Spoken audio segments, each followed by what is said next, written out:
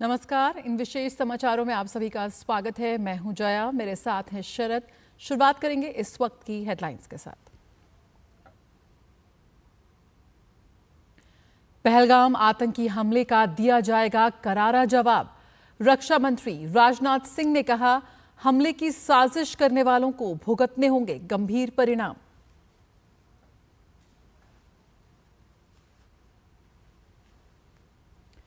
पहलगाम आतंकी घटना के घायलों से मिले गृह मंत्री अमित शाह। गृह मंत्री का कड़ा संदेश, कायराना हमले के दोषियों को नहीं बख्शेगी सरकार। आतंकवाद के आगे नहीं झुकेगा भारत।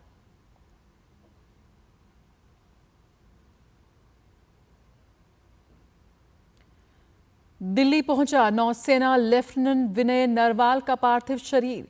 सीएम रेखा गुप्ता ने दी श्रद्धांजलि। योगी आदित्यनाथ ने भी कानपुर के शुभम द्विवेदी के परिजनों को दी सांत्वना।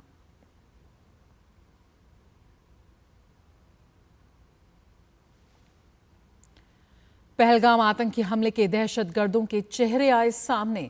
सुरक्षा एजेंसियों ने घटना में शामिल 3 आतंकियों के स्केच किए तैयार।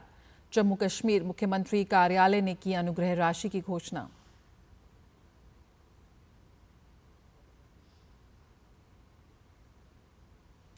सुप्रीम कोर्ट ने पहलगाम आतंकी हमले में जान गंवाने वाले पर्यटकों को दी श्रद्धांजलि। 2 मिनट का रखा मौन। हमले के विरोध में जम्मू कश्मीर बंद। देश भर में आतंकी हमले के खिलाफ हो रहे हैं विरोध प्रदर्शन।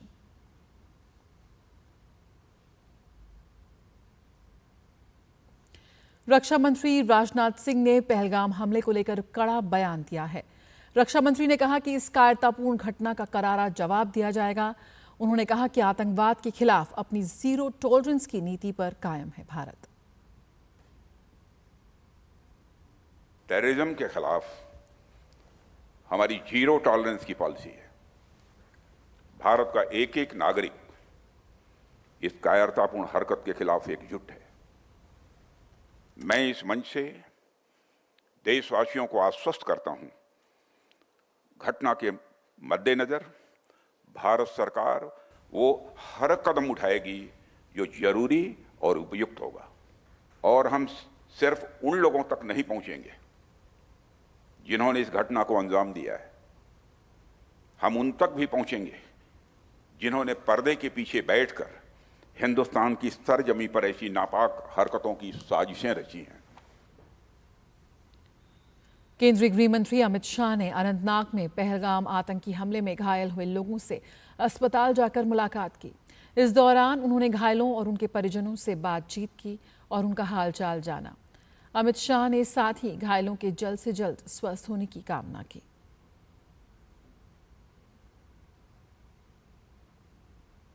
इससे पहले केंद्रीय गृह मंत्री अमित शाह घटनास्थल बैसरन मैदान पहुंचे। केंद्रीय गृह मंत्री ने घटनास्थल का दौरा किया और हालात का जायजा लिया। इस दौरान उन्होंने अधिकारियों को सुरक्षा से संबंधित विशेष निर्देश भी दिए। गौरतलब है कि कल पहलगाम में आतंकियों ने पर्यटकों को निशाना बनाया, जिसमें 26 लोगों की मौत हुई।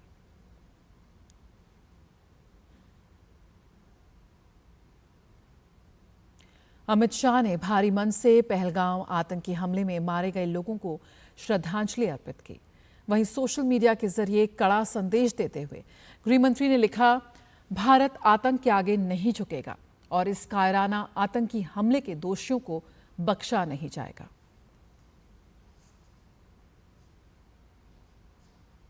इससे पहले गृह मंत्री अमित शाह ने पहलगाम में पीड़ित परिवारों से भी मुलाकात और बातचीत की। इस दौरान उन्होंने कहा कि पहलगाम के आतंकी हमले में अपनों को खोने का दर्द हर भारतीय को है। इस दुख को शब्दों में व्यक्त नहीं किया जा सकता। मैं अपने इन सभी परिवारों और पूरे देश को विश्वास दिलाता हूं कि बेगुनाह मासूम लोगों को मारने वाले इन आतंकियों को बिल्कुल बख्शा नहीं जाएगा। इससे पहले गृह मंत्री अमित शाह ने श्रीनगर में इस आतंकी हमले में जान गंवाने वाले लोगों को श्रद्धांजलि दी। अमित शाह ने श्रीनगर में पुलिस कंट्रोल रूम पहुंचकर वहां रखे गए मृतकों के पार्थिव शरीर पर पुष्पांजलि अर्पित की। गृहमंत्री ने कल श्रीनगर में पहलगाम में पर्यटकों पर कायराना आतंकी हमले के बाद श्रीनगर में वरिष्ठ अधिकारियों के साथ उच्च स्तरीय समीक्षा बैठक की। पहलगाम हमले में मारे गए लेफ्टिनेंट विनय नरवाल का पार्थिव शरीर श्रीनगर एयरपोर्ट से नई दिल्ली हवाई अड्डे पर लाया गया। इस दौरान परिजनों के अलावा दिल्ली की मुख्यमंत्री रेखा गुप्ता की भी वो हवाई अड्डे पर मौजूद थीं। मुख्यमंत्री ने विनय नरवाल को श्रद्धांजलि अर्पित की। पार्थिव शरीर लेने पहुंचे विनय नरवाल के पिता और बहन की हालत देख वहां मौजूद सभी लोग भावुक हो गए। विनय नरवाल की मौत के बाद परिवार में मातम छा गया।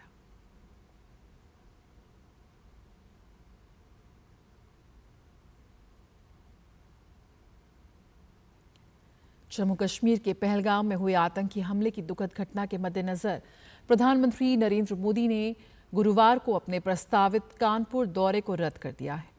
गौरतलब है कि आतंकियों के कायराना हमले में कानपुर के वीर सपूत शुभम ने अपनी जान गंवाई, जिसके सम्मान में कानपुर में सभी औपचारिक सार्वजनिक कार्यक्रम स्थगित कर दिए गए। दौरे के दौरान प्रधानमंत्री को 20,631 करोड़ रुपए से अधिक की महत्वाकांक्षी विकास परियोजनाओं का उद्घाटन व शिलान्यास करना था। इसी दिन प्रधानमंत्री को बिहार के मधुबनी में राष्ट्रीय पंचायती राज दिवस के अवसर पर एक महत्वपूर्ण कार्यक्रम में भाग लेना था। पहलगाम हमले के मद्देनजर अब ये कार्यक्रम वीडियो कॉन्फ्रेंस के माध्यम से आयोजित होगा, जिसमें प्रधानमंत्री पंचायत प्रतिनिधियों से वर्चुअल रूप से जुड़ेंगे। जम्मू कश्मीर के पहलगाम में मंगलवार को हुए आतंकी हमले में लगभग 26 निर्दोष लोगों की जान चली गई। सूत्रों के हवाले से सुरक्षा एजेंसियों ने घटना में शामिल 3 आतंकियों के स्केच तैयार किए हैं।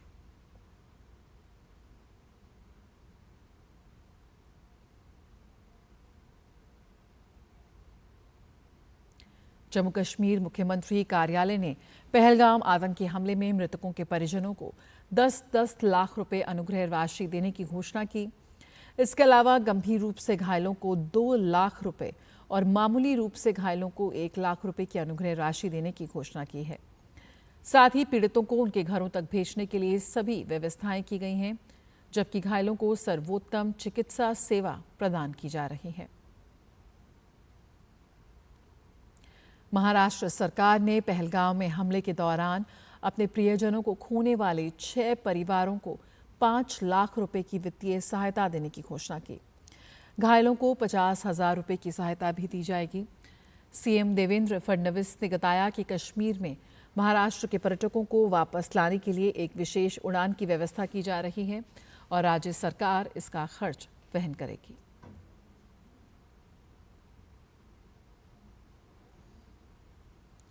पहलगाम में हुए आतंकी हमले में कानपुर के शुभम द्विवेदी की मौत पर उत्तर प्रदेश के सीएम योगी आदित्यनाथ ने उनके पिता से फोन पर बात की और अपनी संवेदनाएं व्यक्त की। सीएम योगी ने सोशल मीडिया प्लेटफॉर्म एक्स पर जानकारी साझा करते हुए लिखा कि जम्मू कश्मीर के पहलगाम में कायरतापूर्ण आतंकी हमले में जनपद कानपुर के शुभम द्विवेदी का निधन अत्यंत दुखद है। आज दूरभाष पर उनके पिता संजय द्विवेदी जी से बात कर अपनी संवेदनाएं व्यक्त की। दुख की इस घड़ी में उत्तर प्रदेश सरकार पूरी प्रतिबद्धता से परिवार के साथ खड़ी है। प्रदेश के संबंधित अधिकारियों को पार्थिव शरीर को ससम्मान कानपुर पहुंचाने हेतु निर्देशित किया गया है। प्रभु श्री राम से प्रार्थना है कि दिवंगत आत्मा को अपने श्री चरणों में स्थान व शोकाकुल परिजनों को यथाह दुख सहने की शक्ति दे। और पहलगाम में हुए आतंकी हमले में मध्य प्रदेश के अलीराजपुर जिला मुख्यालय पर पदस्थ LIC के ब्रांच मैनेजर सुशील कुमार नथलिया की भी मौत हो गई। इस दौरान उनकी बेटी आकांक्षा को भी पैर में गोली लगी है, जिसका उपचार जारी है। इस दुखद घटना के बाद परिवार का रो रो कर बुरा हाल है। परिवार ने आतंकवादियों के खिलाफ कड़ी से कड़ी कार्रवाई की मांग की है।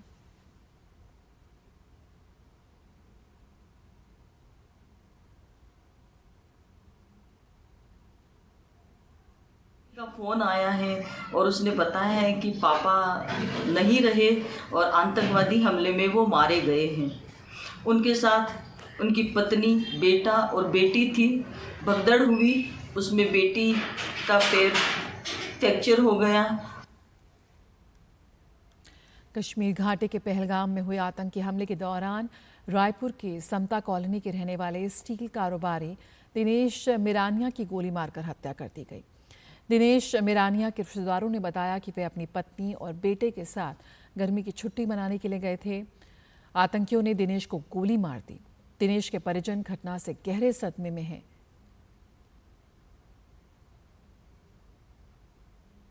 जम्मू कश्मीर में आतंकी हमला हुआ है। इस वक्त हम दिनेश मिरानिया के परिवार में उनके चाचा जी से बातचीत करेंगे, जो सीताराम है, कि क्या हुआ था। सर, क्या जानकारी मिली थी आपको घटना की? क्या हुआ? हमको कल 6 बजे रायपुर से दिनेश मिरानिया बोल के फोटो आया।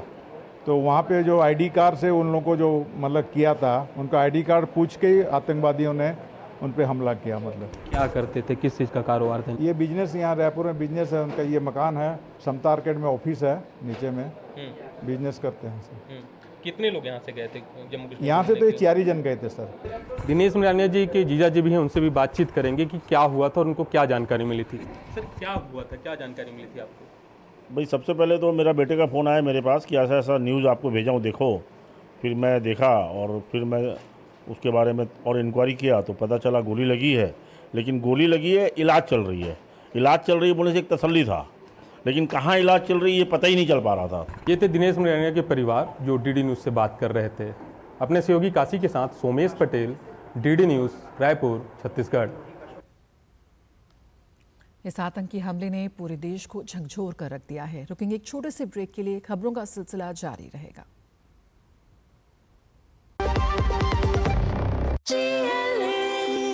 जो लक्ष्य चुना था समझ आने लगा है। GLA यूनिवर्सिटी, उच्च लक्ष्य की निश्चित प्राप्ति।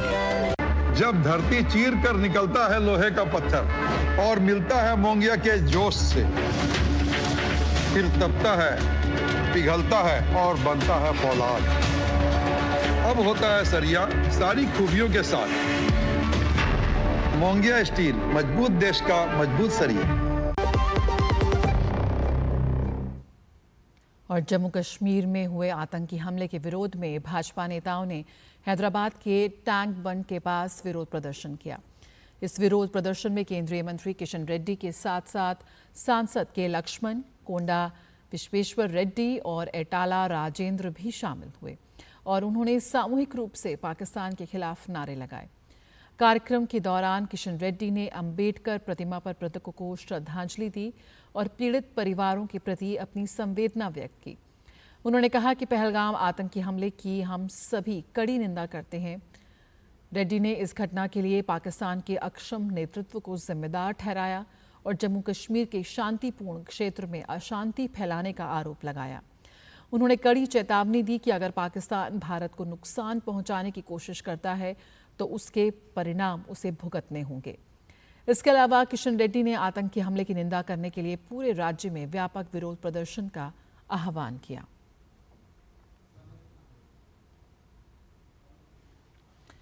केंद्रीय मंत्री गजेंद्र सिंह शेखावत ने पहलगाम घटना की निंदा करते हुए कहा कि भारत ने ऐसी कायरतापूर्ण हरकतों का हमेशा मुंहतोड़ जवाब दिया है और आगे भी प्रधानमंत्री नरेंद्र मोदी और गृह मंत्री अमित शाह कठोर कार्रवाई करेंगे। प्रधानमंत्री जी और माननीय गृह मंत्री जी ने अपने वक्तव्य में सीधे सीधे कहा है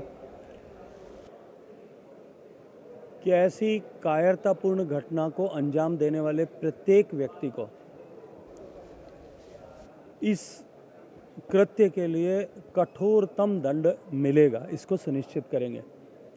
इससे पहले भी सर्जिकल और एयर स्ट्राइक के माध्यम से भारत ने ये स्पष्ट संदेश पूरी दुनिया को दिया है कि भारत के विरुद्ध चलने वाली गतिविधि, चाहे वो भारत की भूमि से हो या भारत की धरती से बाहर कहीं किसी देश की धरती से, भारत अब उसे बर्दाश्त नहीं करेगा। पहलगाम में हुए आतंकवादी हमले की केंद्रीय मंत्री चिराग पासवान ने कड़ी शब्दों में निंदा की। उन्होंने कहा कि इस कायराना हरकत का करारा जवाब जरूर दिया जाएगा। एक ऐसी कायराना हरकत है जिसमें आतंकवादियों ने देश में एक दहशत का माहौल पैदा करने की एक नाकामयाब कोशिश की है। सबसे पहले तो मैं अपनी तरफ से, अपनी सरकार की तरफ से ये विश्वास दिलाता हूँ कि जो भी दोषी हैं इसमें, जितने भी लोगों ने मिलकर इस घटना को अंजाम दिया है, किसी को नहीं बख्शा जाएगा। कड़ी से कड़ी कार्रवाई की जाएगी। पर हाँ, आज इस दुख की घड़ी में मैं उन परिवार वालों के साथ भी हूँ जिन्होंने अपनों को खोया। जो घायल हुए हैं उनकी भी जल्द स्वस्थ होने की कामना करता हूँ। पर मैं अपनी सरकार की तरफ से, प्रधानमंत्री जी की तरफ से ये विश्वास दिलाता हूँ कि करारा जवाब इस कायराना हरकत को ज़रूर दिया जाएगा। जम्मू कश्मीर के पहलगाम में आतंकी हमले में 26 पर्यटकों की मौत को लेकर पूरा देश आक्रोश में है। इसी कड़ी में श्रीनगर के लाल चौक पर लोगों ने मार्च निकाला, जिसमें हादसे में जान गंवाने वालों को श्रद्धांजलि देने के साथ साथ हमले के जिम्मेदार आतंकियों के खिलाफ जल्द से जल्द कार्रवाई की मांग की गई।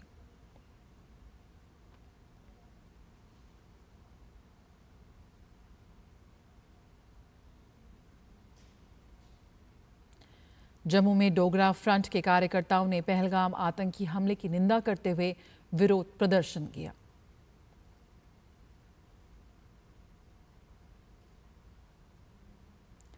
पहलगाम आतंकी हमले के बाद नागरिक उड्डयन महानिदेशालय यानी कि DGCA ने एयरलाइनों को टिकट की कीमतों में बढ़ोतरी और रद्दीकरण शुल्क माफ करने के संबंध में परामर्श जारी किया है, जिसमें कहा गया है कि आतंकी हमले के बाद घाटी में आए पर्यटक अपने घर लौटने के लिए फ्लाइट से जाने के लिए टिकट बुक करा रहे हैं।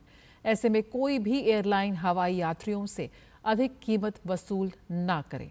नागरिक उड्डयन महानिदेशालय की ओर से जारी बयान में कहा गया है कि जम्मू कश्मीर के ताज़ा हालात को देखते हुए एयरलाइन कंपनी ग्राहकों से फ्लाइट कैंसिलेशन या रीशेड्यूलिंग के पैसे नहीं चार्ज करेगी।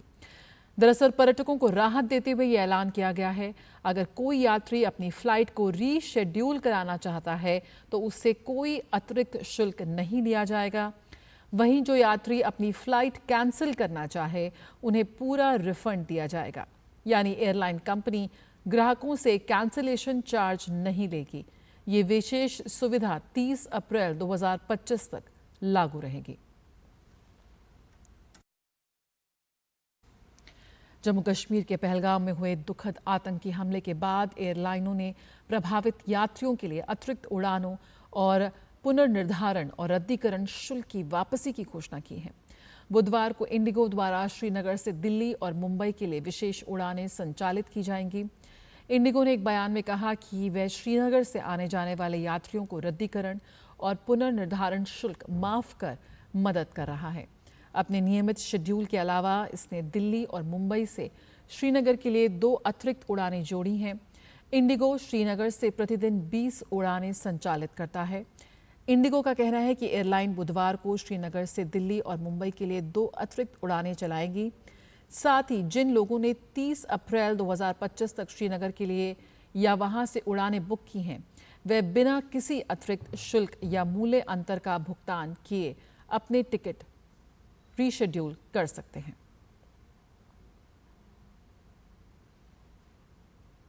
पहलगाम आतंकी हमले पर भारत में इजरायल के राजदूत रियूवेन आजार ने कड़ी निंदा करते हुए कहा कि इस तरह की घटनाएं स्वीकार्य नहीं हैं। साथ ही कहा कि आतंकवाद से निपटने के लिए इजरायल भारत का सहयोग करेगा। It's a heartbreaking attack. It's atrocious, and the stories we've been hearing coming out from there are terrible. Well, terrorism is an international problem, and we must all work together in order to fight it. Thankfully, we are in close contact with the authorities here. We always have copycats, and these criminals always try to find new ways to intimidate us. We, of course, have to follow that, have to follow how they think, how they operate, and I'm sure that they will try to continue, but I'm also sure we'll be more determined and will invest more in fighting this phenomenon. France के राष्ट्रपति Emmanuel Macron ने जम्मू कश्मीर आतंकी हमले के पीड़ितों के प्रति संवेदना व्यक्त करते हुए इसे जघन्य हमला बताया। उन्होंने एक्स पर लिखा कि भारत पर एक जघन्य आतंकवादी हमला हुआ है जिसमें कई पुरुषों की जान चली गई। हम पीड़ित परिवारों के गहरे दुख में साझेदार हैं। मैं उन्हें अपनी हार्दिक संवेदनाएं प्रकट करता हूं। ऑस्ट्रेलिया के प्रधानमंत्री एंथनी अल्बानीज ने प्रधानमंत्री मोदी को फोन किया और जम्मू कश्मीर में हुए आतंकी हमले में निर्दोष लोगों की मौत पर अपनी गहरा संवेदना व्यक्त की। प्रधानमंत्री एंथनी अल्बानीज ने अपने सोशल मीडिया प्लेटफॉर्म एक्स पर पोस्ट करते हुए लिखा कि आज दोपहर मैंने अपने मित्र प्रधानमंत्री नरेंद्र मोदी से बात की और जम्मू कश्मीर में हुए आतंकवादी हमले पर ऑस्ट्रेलिया की ओर से अपनी संवेदनाएं व्यक्त की। निर्दोष नागरिकों की जान लेना कायरतापूर्ण हिंसा है जिसने पूरे विश्व को स्तब्ध कर दिया है। इसके लिए जिम्मेदार लोगों को जवाबदेह ठहराया जाना चाहिए। ऑस्ट्रेलिया और भारत बहुत अच्छे मित्र हैं और हम इस कठिन समय में भारत के साथ खड़े हैं।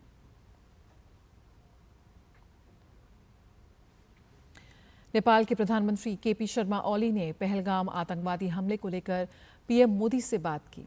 उन्होंने एक्स पर लिखा, प्रधानमंत्री नरेंद्र मोदी जी से बातचीत कर पहलगाम आतंकवादी हमले में हुई जनहानि पर अपनी गहरी संवेदनाएं प्रकट की। ऐसी जघन्य कृत्यों के विरुद्ध नेपाल की भारत के साथ अटूट एकजुटता दोहराई। नेपाली नागरिक की मृत्यु पर उनकी संवेदनाओं के लिए आभार व्यक्त किया।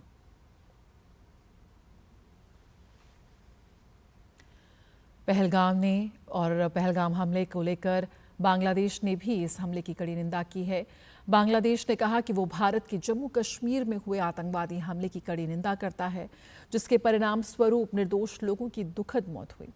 बांग्लादेश पीड़ितों के परिवारों के प्रति गहरी संवेदना व्यक्त करता है और हिंसा के इस कायरतापूर्ण कृत्य से प्रभावित सभी लोगों के प्रति हार्दिक सहानुभूति व्यक्त करता है।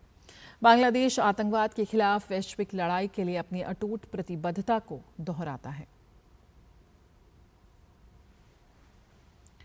विदेश मंत्रालय ने कल पहलगाम में हुई आतंकी घटना पर मॉरिशस के प्रधानमंत्री नवीन चंद्र रामगुलाम की प्रधानमंत्री नरेंद्र मोदी से फोन पर बातचीत की जानकारी सोशल मीडिया पर साझा की, जिसमें लिखा कि मॉरिशस के प्रधानमंत्री नवीन चंद्र रामगुलाम ने प्रधानमंत्री नरेंद्र मोदी को फोन किया और जम्मू कश्मीर में हुए आतंकी हमले में निर्दोष लोगों की हत्या पर अपनी संवेदना व्यक्त की। उन्होंने इस कायराना आतंकी हमले की कड़ी निंदा की। उन्होंने दुख की इस घड़ी में भारत के लोगों के साथ समर्थन और एकजुटता व्यक्त की और कहा कि दोनों देश आतंकवाद के खिलाफ लड़ाई में एकजुट हैं। बंगाल में हिंसा थमने का नाम नहीं ले रही। मंगलवार की रात कुछ लोगों ने मालदा जिले के अंग्रेजी बाजार के सिकंदरपुर क्षेत्र में धारदार हथियारों से 5 हिंदू युवकों पर हमला किया। हमले में एक युवक की मौत हो गई और दूसरा गंभीर रूप से घायल हालत में अस्पताल में भर्ती है। घायल की हालत नाजुक बनी हुई है। घटना के बाद स्थानीय लोगों ने विरोध प्रदर्शन किया और चक्का जाम किया। मृतक की पहचान शिबू मंडल के रूप में हुई है। बाकी 4 घायल हैं। घायलों में सूर्या मंडल की हालत गंभीर बनी हुई है। पूरे मामले में स्थानीय विधायक श्री रूपा मित्रा चौधरी का कहना है कि बंगाल में योजनाबद्ध तरीके से हिंसा का दौर जारी है, लेकिन बंगाल सरकार आंखें बंद करके बैठी हुई है। उन्होंने राष्ट्रीय मानव अधिकार आयोग से भी शिकायत की है। खबरों में आगे बात करते हैं। एक देश एक चुनाव से संबंधित कार्यक्रम को संबोधित करते हुए केंद्रीय कृषि मंत्री शिवराज सिंह चौहान ने कहा कि भारत के विकास में अगर कोई सबसे बड़ी बाधा है तो वह है बार बार होने वाले चुनाव। इसलिए विकसित भारत के लिए एक देश एक चुनाव जरूरी है। शिवराज सिंह चौहान ने एक देश एक चुनाव को हकीकत में बदलने के लिए युवाओं से आह्वान किया कि वे इसके लिए आंदोलन के रूप में कार्य करें। विकसित भारत के निर्माण में आज सबसे बड़ी बाधा है ये बार बार होने वाला चुनाव। इसलिए मित्रों, समय आ गया है कि आज देश उठ के खड़ा हो और ये कहे कि बंद करो ये नाटक बार बार चुनाव का। देश के धन का अपव्यय नहीं होने देंगे, विकास ठप नहीं होने देंगे, प्रगति बाधित नहीं होने देंगे, जन कल्याण प्रभावित नहीं होने देंगे। एक साथ दोनों चुनाव एक बार में एक साथ होंगे। 5 साल कम से कम, 5 साल ना कहें तो 4.5 साल कम से कम ढंग से निर्वाचित सरकार दिन और रात काम करे। केंद्रीय शिक्षा मंत्री धर्मेंद्र प्रधान ने कहा कि कांग्रेस के नेता राहुल गांधी आज चुनाव आयोग पर बेवजह सवाल उठाते हैं, जबकि राजीव गांधी की हत्या के बाद चुनाव रोक दिए गए थे और कांग्रेस ने उनकी अस्थियों को लेकर देश में चुनाव प्रचार किया। एक देश एक चुनाव विषय पर आयोजित कार्यक्रम को संबोधित करते हुए केंद्रीय मंत्री धर्मेंद्र प्रधान ने कहा कि जो संविधान की सबसे ज्यादा दुहाई देते हैं वही आज संविधान को सबसे ज्यादा नुकसान पहुंचा रहे हैं। समग्र देश की चुनाव को स्थगित किया। उनकी अस्थि कलश लेके कांग्रेस पार्टी के लोग देश भर में घूमे। एक सिंपैथी जनरेट करने के लिए काम किया गया।